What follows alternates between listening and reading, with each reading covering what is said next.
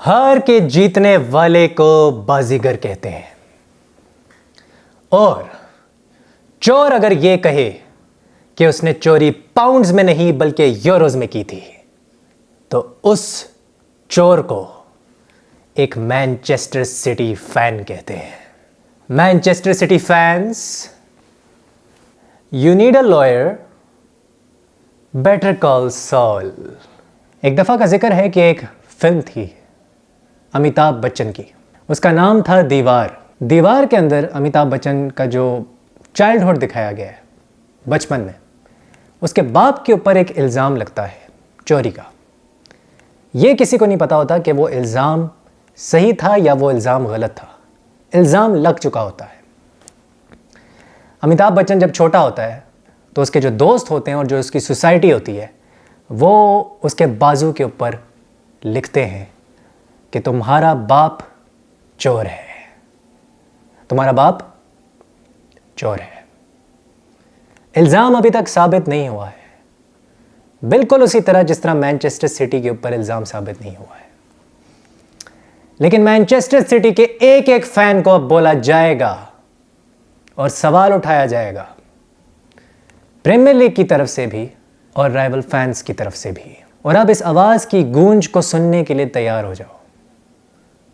यही आवाज़ कि तुम्हारा बाप चोर है और तुम्हारा ये वाला बाप भी चोर है। मैं ये बेशर्मी से बोलूंगा अब कि तुम्हारा बाप ही नहीं बल्कि तुम्हारा पूरा क्लब चोर है। बहुत ठंडक और सुकून मिला मुझे ये बोल के। दोस्तों, मेहरबानों, कदरदानों, क्या हाल है?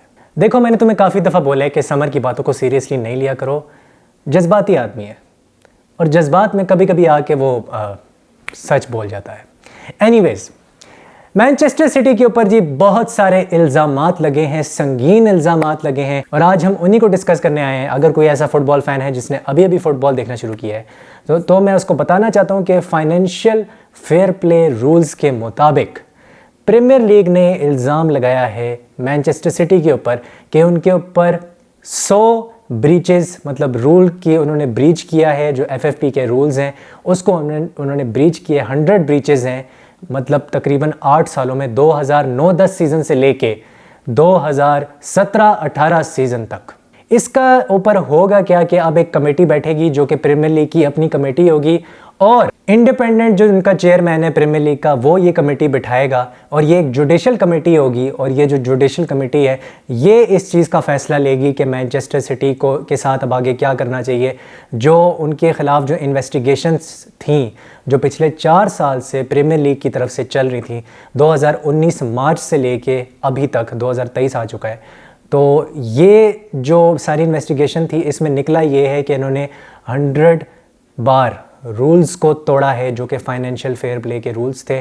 फाइनेंशियल फेयर प्ले रूल्स की जो मेन जिस्ट है वो बता देता हूँ तुम्हें कि you can not spend beyond your means के जितना आपका क्लब रेवेन्यू जनरेशन में कमा रहा है, चाहे वो शर्ट सेल्स हैं, चाहे वो आप कह लो कि मर्चेंडाइज की सेल्स हैं, चाहे वो टिकट सेल्स हैं, या वो किसी और तरीके से है या स्पॉन्सर्स हैं, वट एवर, जिस तरह भी वो हलाल तरीके से जो कहते हैं कमा रहा है, उसी के अंदर अगर वो 700 मिलियन कमा रहा है तो उसने 700 मिलियन की ही एक्सपेंडिचर करना है, उसने स्पेंड करना है।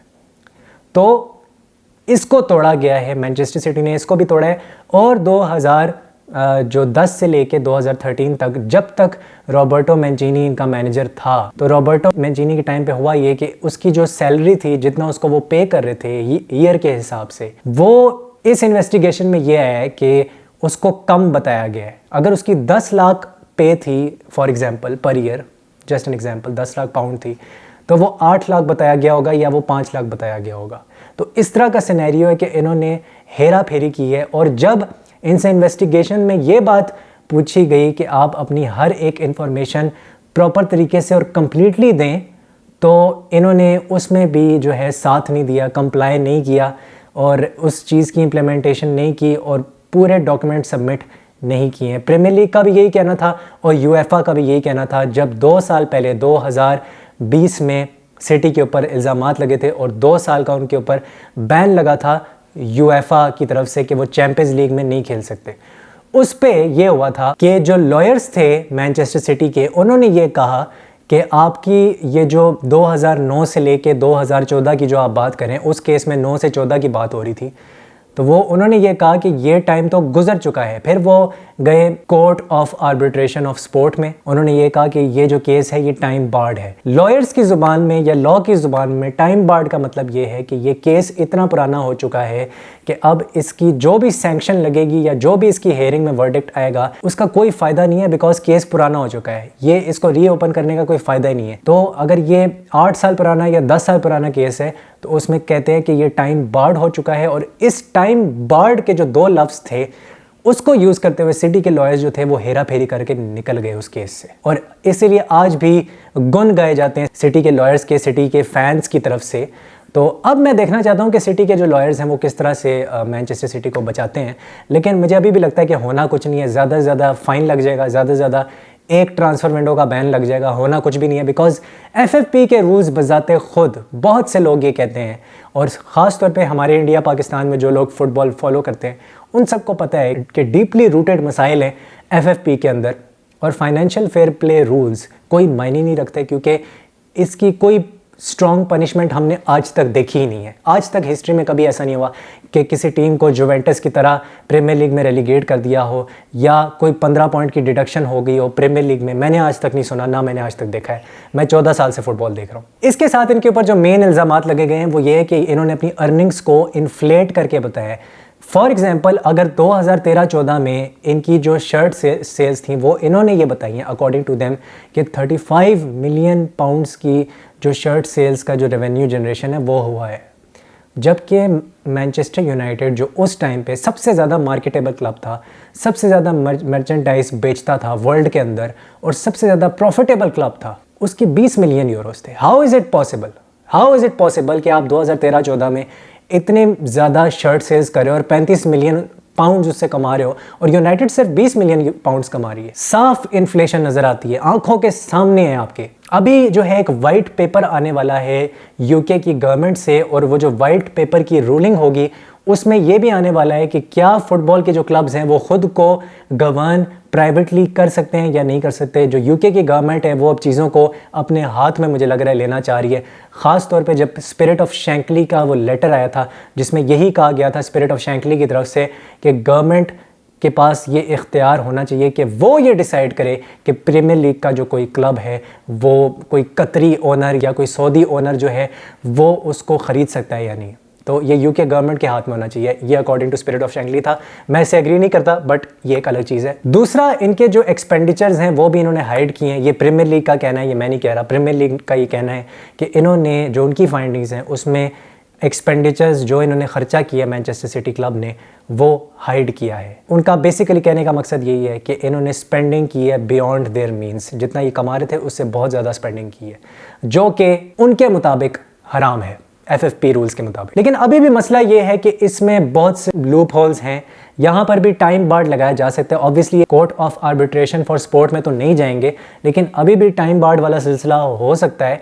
और एक और मसला ये है कि जो लॉयर्स हैं, जो 50 लॉयर्स हायर किए हैं मैनचेस्टर सिटी ने, साइमन मलॉक ने ये डेली मिरर में लिखा है कि जो भी उन्होंने लॉयर्स अभी तक हायर किए हैं वो लॉयर्स इतने कैपेबल हैं कि इस केस को कई सालों तक लटका सकते हैं। 3 साल, 5 साल, 10 साल, 13 साल, 15 साल, उनके लिए कोई प्रॉब्लम नहीं है। ये केस लटका रहेगा क्योंकि वो डॉक्यूमेंटेशन सबमिट करवाते जाएंगे और कोई उसमें जो वर्डिक्ट है और जो हेयरिंग है वो नहीं आने वाली। तो इस केस को जितना ज़्यादा लटकाया जाए ये लटकाएंगे। तो यही इनकी टैक्टिक होने वाली है, केस को डिले करना। इनके जो 50 लॉयर्स हैं वो इनकी टैक्टिक होने वाली है। ये बस हवा में शोशा छोड़ा गया, होना कुछ भी नहीं है। और जो इनके अपने फाइनेंशियल एक्सपर्ट रह चुके हैं जिनका नाम था स्टीफन बोर्सन, उन्होंने भी, उनका एक ट्विटर अकाउंट भी है, उन्होंने भी लिखा है इसके जवाब में, जब इनका ऑफिशियल स्टेटमेंट आई थी मैनचेस्टर सिटी की, तो उसके जवाब में स्टीफन बोर्सन ने कहा था कि ये तो तुम वैसे ही बात कर रहे हो कि एक चोर है वो चोरी कर रहा है, और वो चोरी करते हुए अगर पकड़ा जाए तो वो ये कह रहा है कि मैंने पाउंड्स में नहीं चोरी की थी, मैंने तो यूरोज़ में चोरी की थी भाई, तो तुम मुझे क्यों पकड़े हो। मतलब ये मजाइका खेज है भाई, ये सरासर एक मजाक है। और जो उनका अपना, मतलब ये फाइनेंशियल एडवाइज़र रह चुका है मैनचेस्टर सिटी का, ये बंदा, और ये एक मैनचेस्टर सिटी का फ़ैन है, ये कह रहा है कि इसके मुताबिक इसको ये लगता है कि हो सकता है इस बार सिटी जो है इस मुकदमे के अंदर से ना निकल पाए। जो इल्ज़ामात है वो काफ़ी संगीन है and he is pretty concern. तो अगर आपका अपना फ़ैन और आपका अपना जो एडवाइज़र है,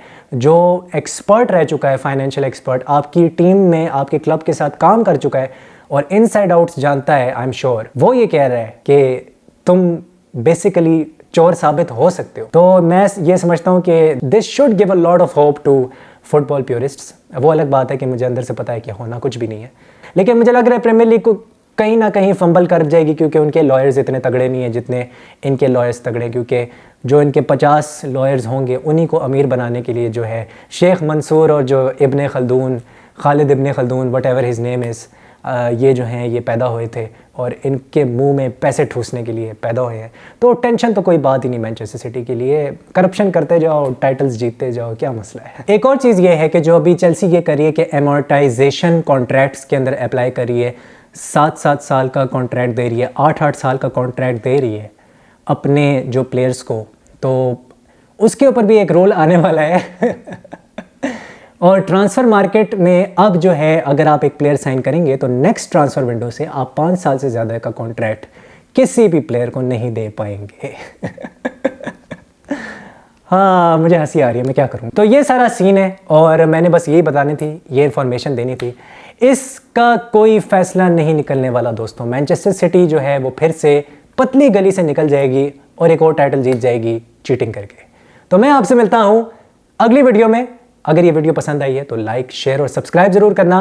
मैं हूँ Shayan Ubaid Alexander. See you soon. हस्ता ला विस्ता।